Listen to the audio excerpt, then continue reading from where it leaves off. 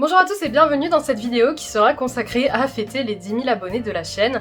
10 000 abonnés qui sont venus extrêmement vite et potentiellement qu'au moment où je poste cette vidéo, se sont encore dépassés. Il me semble qu'au moment où je tourne la vidéo, on est à peu près 13 000, enfin vous êtes 13 000 sur la chaîne, et évidemment la première chose que je dois faire c'est vous remercier de suivre en fait l'évolution de la chaîne Adimensum. Je m'attendais pas du tout à ce que la progression soit aussi rapide, enfin ça venait petit à petit, mais je m'attendais pas à ce que les vidéos sur Berserk, les vidéos sur The Witcher et surtout sur Full Metal Alchemist marchent autant, et au final qu'autant de personnes finissent par suivre mes vidéos, je tombe un petit peu... Enfin, c'est extrêmement soudain, j'ai même pas eu le temps d'augmenter mon setup, là j'ai encore mon téléphone posé sur une pile de livres et pas de micro, donc j'ai même pas eu le temps de m'améliorer. En tout cas, dans cette vidéo, je vais la couper en deux parties. Dans une première partie, je vais un peu vous parler du futur de la chaîne, comment je me vois là-dedans, comment tout ça va se passer, et dans une deuxième partie, excusez-moi, il y aura quelques questions, des petites questions pour faire une petite FAQ. Donc voilà, allez, je vous laisse commencer la vidéo, et à nouveau encore vraiment merci pour les 10 000 abonnés.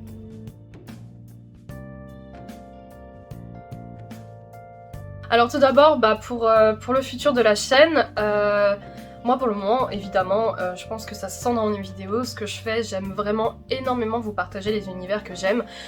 J'ai encore plus d'idées, de projets qu'au début de la chaîne, parce que quand j'ai lancé ma chaîne, il y avait quelques univers dans lesquels j'étais vraiment calée, mais j'avais peur d'être un petit peu à court d'idées, de pas savoir trop quoi vous proposer au final. Et à terme, j'ai beaucoup d'idées qui me viennent, notamment des idées que vous proposez, qui sont... même si c'est pas forcément les idées que je prends immédiatement, qui sont vraiment inspirantes pour moi. Je vais lancer bientôt une petite mini-série comme j'ai fait sur les âges du Seigneur des Anneaux, mais sur les fantômes du folklore asiatique, donc différents pays dont je vais parler. Ça va venir en avril ou en mai, si je dis pas de bêtises. Donc j'ai plein de petits mini-projets comme ça, j'ai un peu envie de me diversifier, notamment de vous parler des folklores dans notre monde réel, savoir comment certains sont traités dans les jeux vidéo, et même en dehors de ça, comme je fais sur les fantômes asiatique, juste vous parler d'un petit univers comme ça pour vous introduire des nouveaux mythes et légendes au final, parce que je vous parle de mythes et légendes dans des jeux vidéo, dans des films, dans des livres, je vous parle de lore, mais en vrai le monde réel est en soi lui-même rempli de mythes et de légendes, donc je pense me diversifier un peu plus là-dessus. Je pense notamment que je vais peut-être vous parler des mythologies nordiques, parce que depuis que j'ai joué à God of War, j'ai vraiment envie de m'y intéresser. Donc je pense que je vais un peu me diversifier à ce sujet-là, et je pense aussi que je vais peut-être parler un petit peu du traitement de certaines créatures dans le cinéma de manière plus globale, sans m'attaquer à nécessairement un seul univers. Par exemple, vous parler de l'évolution des zombies au cinéma, l'évolution des vampires au cinéma, des petits trucs comme ça, parce que l'air de rien, moi je regarde beaucoup de films, donc c'est quelque chose que je pense pourrait être intéressant. Je vous laisse me dire en commentaire si c'est quelque chose qui vous tenterait. En tout cas, c'est quelque chose vers lequel je souhaite vraiment orienter ma chaîne.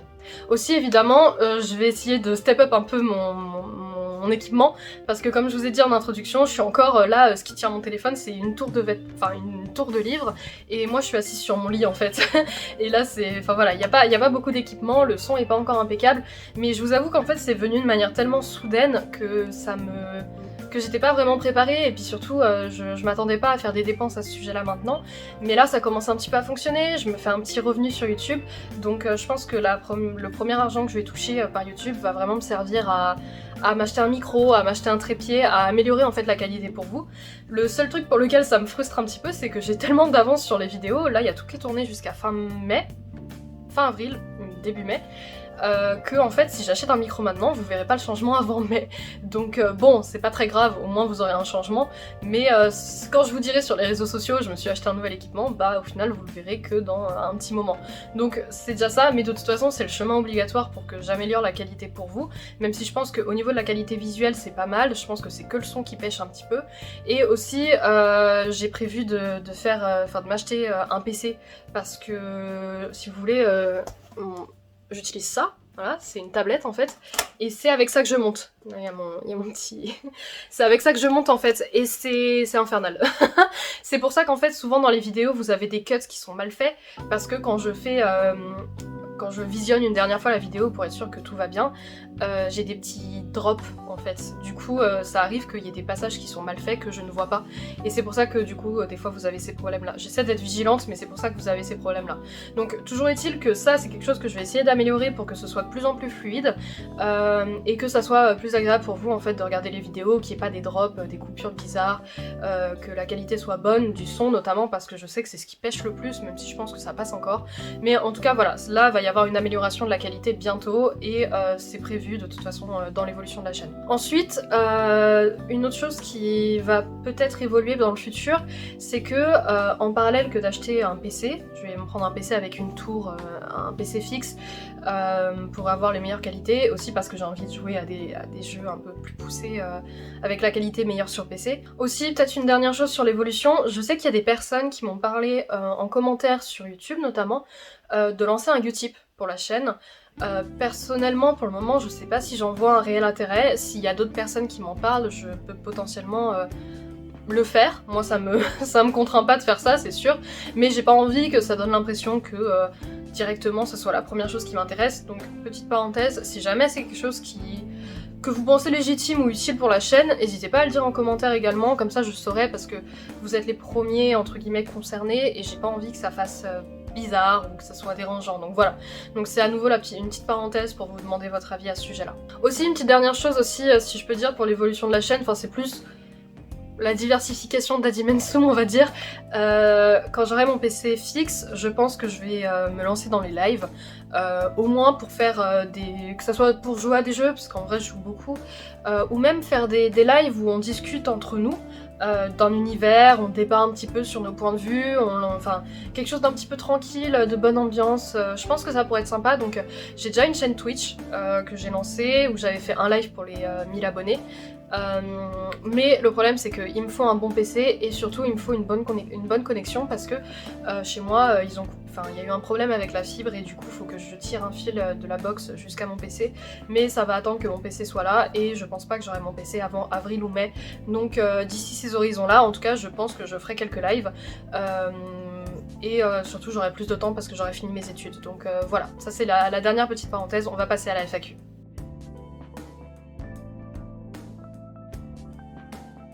Bienvenue sur la partie FAQ de la vidéo pour les 10 000 abonnés. C'est des questions que j'ai un petit peu essayé de filtrer pour pas en avoir trop et que ça soit pas une vidéo non plus trop longue.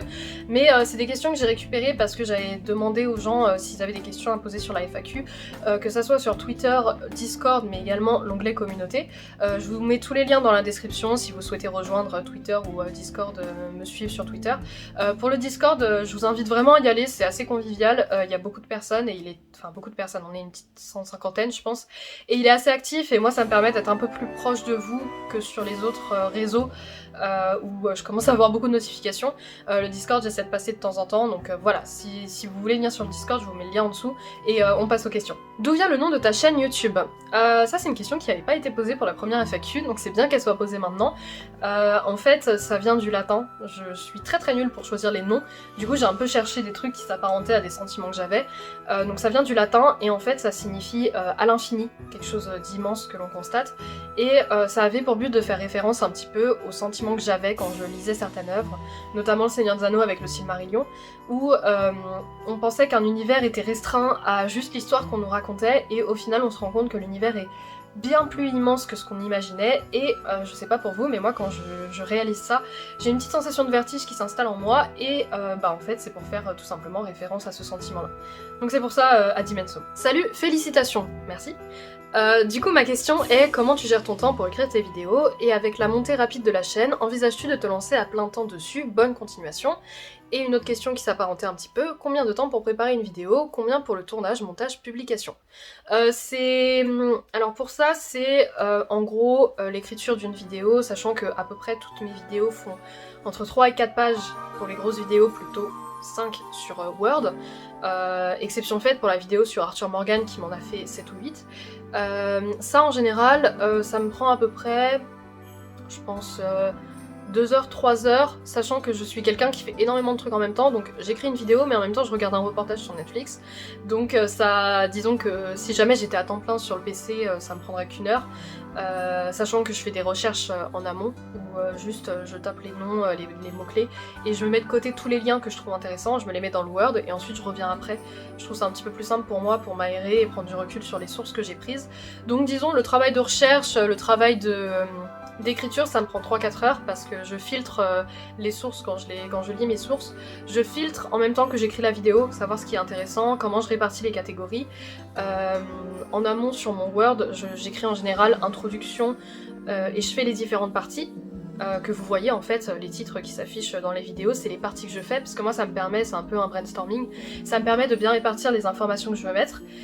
Une fois que c'est fait, donc je tourne la vidéo, ça me prend 1 heure à peu près, en général. À nouveau, exception faite sur la vidéo sur Arthur Morgan qui m'a pris 2 h 30. C'est pour ça que je fais beaucoup de fautes à force à l'oral, parce que j'étais hyper fatiguée. Et ensuite le montage, en général si je suis efficace et que je fais que ça, parce que c'est pareil, hein, je fais autre chose en même temps, ça me prend en général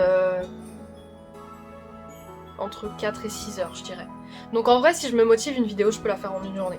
Donc c'est à peu près le cheminement à peu près pour faire une vidéo. Ensuite il y avait la partie de la question dédiée sur le futur de la chaîne, si jamais j'arrive à me faire un revenu suffisant pour en vivre. Honnêtement, si je peux vivre de YouTube, je vivrai de YouTube. J'envisage quand même de travailler un petit peu, histoire de quand même avoir ça sur mon CV. Si un jour je veux arrêter YouTube, parce que je sais pas c'est quoi le futur de la chaîne, si un jour je veux arrêter YouTube, je veux pouvoir retourner dans le monde du travail sans trop me poser de soucis. Donc je vais pas arrêter dès que j'ai un revenu suffisant, je veux quand même pouvoir me certifier un avenir en dehors de YouTube. Mais globalement si je peux en vivre, je pense que je le ferai. Que comptes-tu faire après l'obtention de ton master? Quel impact sur la fréquence des vidéos si tu rentres dans la vie active? Et continueras-tu d'être active sur tes plateformes, même lorsque tu seras dans le monde pro? Oui, je continuerai totalement d'être active. C'est plus facile pour moi en fait de sortir des vidéos quand je suis dans la période entreprise, parce que vous savez je suis en alternance et j'étais déjà en stage alterné l'année dernière, donc j'étais à plein temps à un moment quand ma chaîne s'est lancée, en fait j'étais à plein temps en entreprise. Et très honnêtement c'est beaucoup plus simple pour moi de tourner des vidéos quand je finis vers 18h30 et que je suis chez moi à peu près dans ces eaux-là. Ça me permet d'écrire mes vidéos, j'ai le temps de les tourner, j'ai le temps de faire des trucs, que quand là où je suis en école, où j'ai des projets à rendre, un mémoire à faire, c'est beaucoup plus dur pour moi de trouver du temps. Et d'ailleurs l'avance que j'ai pris sur mes vidéos, c'est pour pouvoir me permettre de faire des choses à côté liées à mon école, à mes partiels, à mes mémoires, et que vous ayez quand même des vidéos. C'est vraiment pour ça que j'ai autant d'avance, parce que je tenais à ce que la fréquence des vidéos soit régulière. Donc en fait, entrer dans le monde du travail, pour moi ce sera absolument pas un frein pour sortir les vidéos, bien au contraire, j'aurais presque possibilité d'être plus active. Mais je pense qu'une vidéo par semaine, ça reste le bon format. Qu'est-ce qui t'a poussé dans le monde de YouTube et qu'est-ce qui te permet de toujours avoir l'envie de créer du contenu? Alors ça rejoint un petit peu une première question que j'avais eue dans la première FAQ. De base je faisais des threads sur Twitter sur le Seigneur des Anneaux et je me suis vite sentie limitée et j'avais envie un petit peu de varier mon univers. Et j'ai un ami à moi qui était venu me parler en me disant mais pourquoi tu lances pas une chaîne YouTube en fait? Et je me suis dit que c'était pas une mauvaise idée, et en fait en plus de ça il y a ALT 236 que j'avais découvert, qui était une énorme source d'inspiration pour moi en fait. Ça a été un peu le push en plus pour me lancer, parce que il me manquait justement cette petite flamme d'inspiration que j'ai notamment quand je dessine par exemple, et regarder les vidéos d'ALT ça m'a tellement fascinée et ça m'a tellement inspirée que je me suis dit que c'était au final une bonne idée de lancer ma chaîne. Et vous êtes très nombreux à reconnaître l'inspiration d'ALT 236, et oui, c'est parce que je suis vraiment admirative de son travail que c'est probablement le youtubeur que je préfère sur la plateforme. Donc c'est pour ça qu'il y a des vibes de ALT 236, notamment dans l'inspiration, enfin dans l'introduction des bestiaires fantastiques, et ça me fait vraiment plaisir quand vous le remarquez, ça me fait plaisir quand vous me dites qu'il y a cet esprit reposant comme il y a sur la chaîne d'ALT 236, et j'ai eu l'occasion d'échanger un tout petit peu avec lui, et ça m'a fait vraiment plaisir de lui dire en fait qu'il avait été ma source d'inspiration. Donc vraiment c'est quelque chose, c'est comme ça que j'ai lancé ma chaîne. Et pour l'inspiration continue, bah en fait je pense que c'est parce que je lis beaucoup, je regarde beaucoup de films, je lis beaucoup de mangas, et comme je suis quelqu'un qui fonctionne énormément à la passion, quand j'aime quelque chose, c'est passionnel, j'aime à fond. J'en parle tout le temps, j'aime énormément, il faut que je le dessine, il faut que j'en parle, il faut que je fasse quelque chose, il faut que je l'extériorise, parce que sinon c'en est presque mauvais pour moi en fait, si je garde cette passion au fond de mes entrailles, et du coup bah faut que je l'extériorise. Et ma chaîne au final c'est un bon moyen de vous parler de quelque chose que j'aime, de partager ça avec vous, et je pense que c'est comme ça que toute la créativité me vient, je pense, parce que c'est assez inconscient je pense aussi. Es-tu aussi vieweuse sur YouTube? Que regardes-tu? Aurais-tu des recommandations francophones à nous faire? À part ALT236, on sait déjà qu'il est génial lui et que tu l'adores. C'est vrai.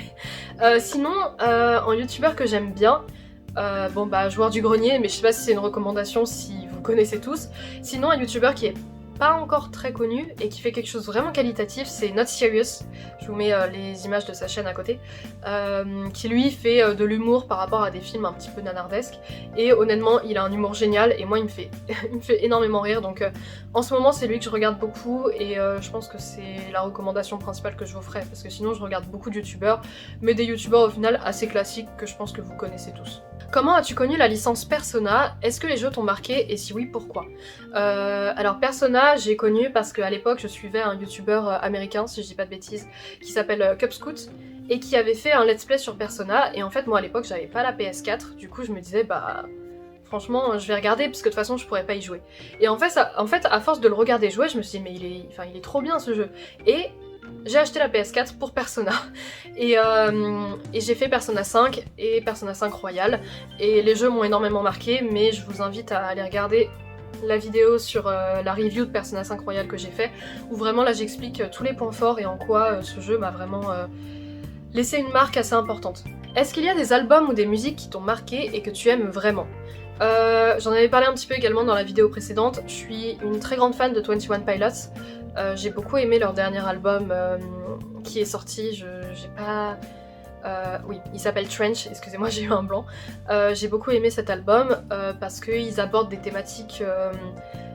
Enfin moi les paroles c'est vraiment hyper important, et dans cet album il y a une chanson notamment qui s'appelle Neon Gravestone, qui parle du fait que les médias, les séries ont un peu tendance à glorifier tout ce qui touche au suicide et à la dépression, en y donnant presque une image, une belle image, quelque chose qui est à la mode, et du coup ça ils en parlent beaucoup, surtout que le chanteur en a souffert, donc c'est une thématique qui est souvent abordée, et cet album, enfin tous les albums de 21 Pilots, ça au final était un peu la progression de sa lutte à lui face à la dépression, et cet album Trench, c'est un peu la libération, il a réussi à s'en sortir de cette dépression et il en parle, donc je trouve que c'est quelque chose qui est très inspirant. Moi j'en ai jamais souffert, hein, je me prétends pas savoir ce que c'est, mais comme je suis très affectée par les paroles de musique, c'était vraiment quelque chose qui m'a beaucoup parlé, et un artiste que j'aime beaucoup en ce moment, enfin un groupe que j'aime beaucoup, c'est Arctic Monkeys, notamment l'album AM, que je trouve exceptionnel. Enfin, je vous invite à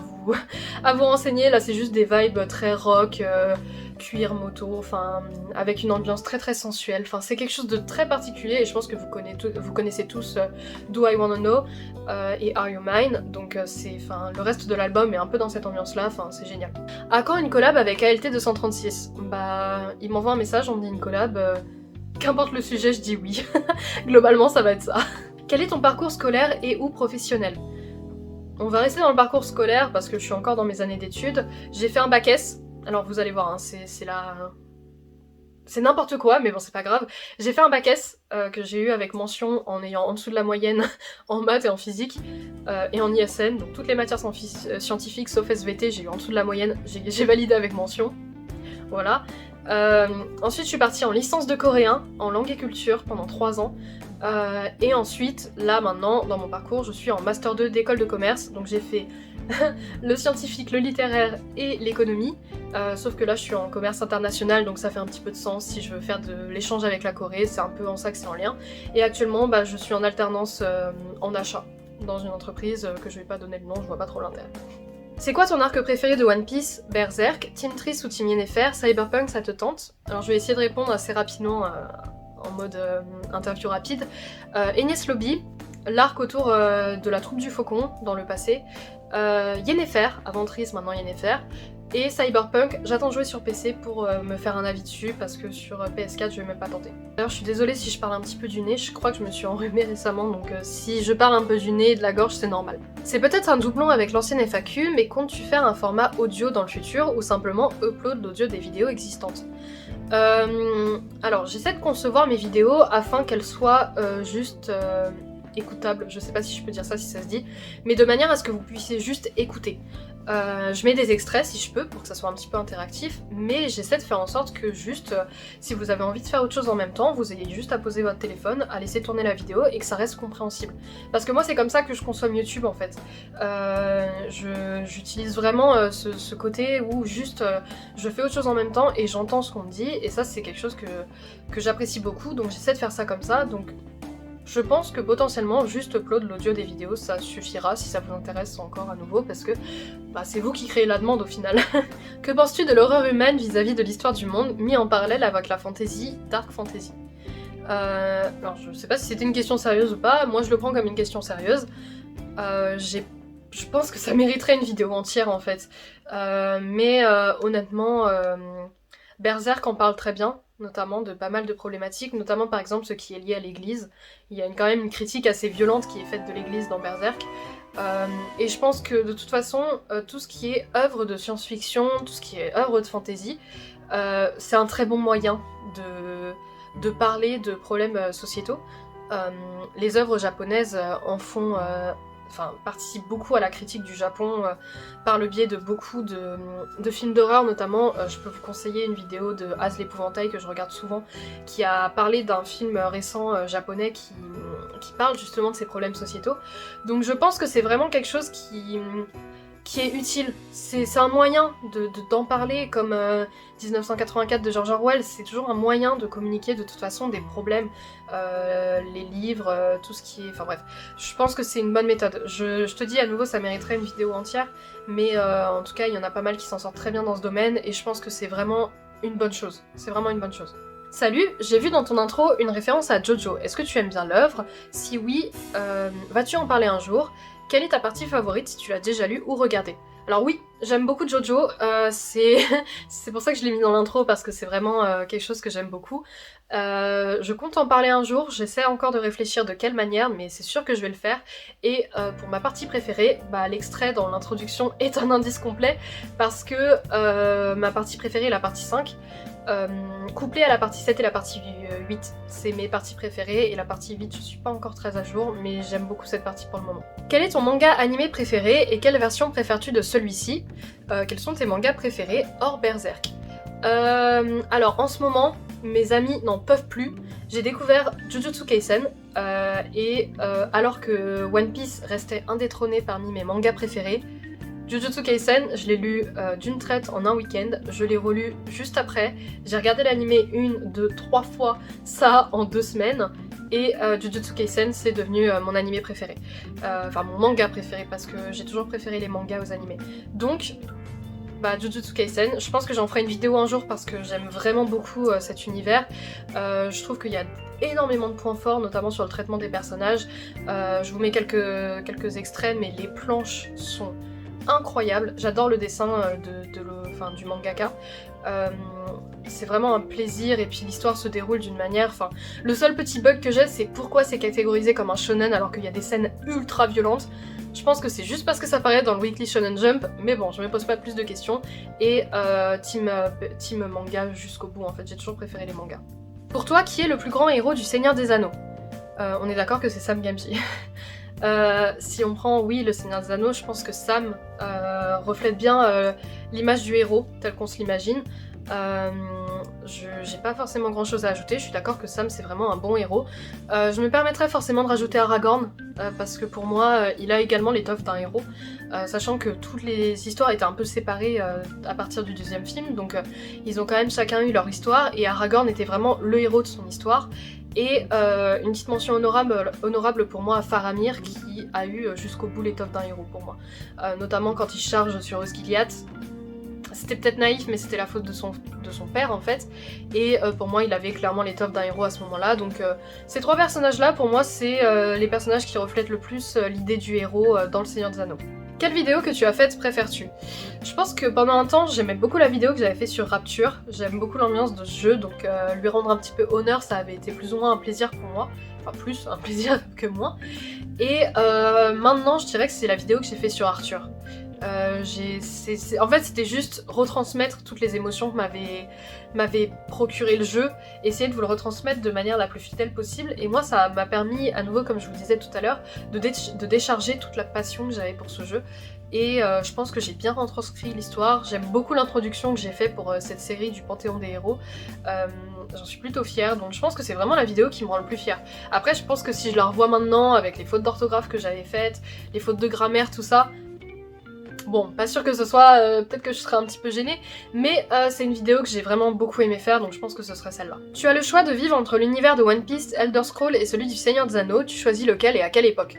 Honnêtement, je pense que le Seigneur des Anneaux, étant une femme, à part si je suis une elfe, dans ce cas-là je veux bien, pas sûr que ce soit le plus avantageux pour moi, sauf si je me réincarne en homme, à ce moment-là pourquoi pas. En vrai One Piece, y a quand même beaucoup de diversité, et si je mange un bon fruit du démon, ce serait cool, je pense. Donc peut-être One Piece. En vrai, peut-être One Piece. As-tu prévu de parler de la mythologie d'une culture, nordique, chinoise, etc. en particulier, ou comptes-tu rester dans le domaine de la culture populaire, films, séries, jeux vidéo? Ça rejoint un petit peu ce que je disais en introduction sur le fait que je comptais me diversifier dans les mythes et légendes de notre monde, en fait. Donc ça, oui, c'est totalement prévu. As-tu prévu des vidéos sur le deep lore des différents univers que tu abordes? J'entends par là, par exemple, la création d'Arda, etc. Oui. Est-ce que d'autres univers vont venir embellir ta bibliothèque pour une prochaine vidéo comme celui de League of Legends? Oui. Des lives papotage de lore avec des abonnés ou des invités qui s'intéressent aussi au background des univers, genre Glace par exemple? Totalement. Dès que j'ai la connexion, dès que j'ai le PC qu'il faut, je me lance dans les lives pour faire ça, parce que ça c'est vraiment quelque chose qui m'intéresserait énormément de pouvoir discuter avec vous, et également comme Glace, si un jour il est intéressé par ça, moi ça m'intéresserait énormément. Donc ça, dans le futur, carrément. Comment organises-tu ta vie entre tes études, ton boulot, YouTube, la commu YouTube, Discord, tes loisirs? Je me débrouille. J'ai mon travail la journée, j'essaie d'écrire un soir les vidéos, et le lendemain, en revenant, en fin d'après-midi en général, parce que la lumière est un peu meilleure dans ma chambre, je tourne la vidéo. Je fais ça quand j'ai le temps, et comme j'ai de l'avance, je peux me permettre de faire ça un peu quand je veux. Et pour Discord, j'essaie de passer quand je peux, mais c'est vrai que vous parlez beaucoup, donc j'ai pas trop le temps de passer tout le temps. Et mes loisirs, j'ai équitation le mercredi soir à 21h30, donc ça me bloque pas tant que ça. Et les amis, bah on est en période Covid quoi, donc je les vois pas beaucoup. As-tu des idées de collaboration pour 2021? Bah moi oui, après ça dépend des personnes concernées, si je peux faire une collaboration comme je disais plutôt avec ALT236, moi y a pas de souci. Glaze, pourquoi pas, vu qu'on est sur le même univers tous les deux. Il y a aussi, comme je disais dans la première FAQ, Az l'épouvantail. Moi je me verrais bien faire un bestiaire avec lui, vu que j'aime beaucoup ce qu'il fait. Donc il y a quelques personnes avec qui je me verrais bien faire une collab, après à savoir si ce sera faisable. Pourquoi pas, faudrait que je vois si on a des thèmes communs, et je pense qu'il faut que j'attende que ma chaîne elle grandisse un petit peu aussi avant de pouvoir leur proposer ça. Mais honnêtement, pourquoi pas à l'avenir. Comptes-tu faire des vidéos sur l'univers de Star Wars? Ton format de vidéo et tes talents d'oratrice feraient, je ne doute pas, un carton sur le sujet. Déjà, merci, c'est très gentil. Et ensuite, oui, il y en a une en avril. Tu fais du sport? Si oui, quoi? Je fais de l'équitation, désolée à nos amis véganes qui se trouvent parmi nous, mais ouais, je fais de l'équitation depuis peut-être 12 ans à peu près, donc voilà. Ta solution anti-Covid? Tuer tous les vieux. C'est du coup sur ces très bonnes paroles qui proposent une solution, ma foi, fort viable, que se termine la FAQ. J'espère que ça vous a plu, et à nouveau, bah... merci en fait, merci pour les 10K. Je vois la chaîne grandir tous les jours, ça me fait super plaisir de partager mes passions de plus en plus avec les personnes, d'échanger avec vous. J'essaie de répondre le plus aux commentaires, mais depuis que j'ai passé les 10K, YouTube ne me met plus toutes les notifications pour les commentaires, donc je réponds moins. Si vous voulez parler, je suis toujours joignable sur le Discord, sur le Twitter, j'ai un Instagram maintenant, donc il y a toujours moyen qu'on communique et qu'on échange. Je suis vraiment ouverte, et en tout cas, bah, à nouveau, merci beaucoup.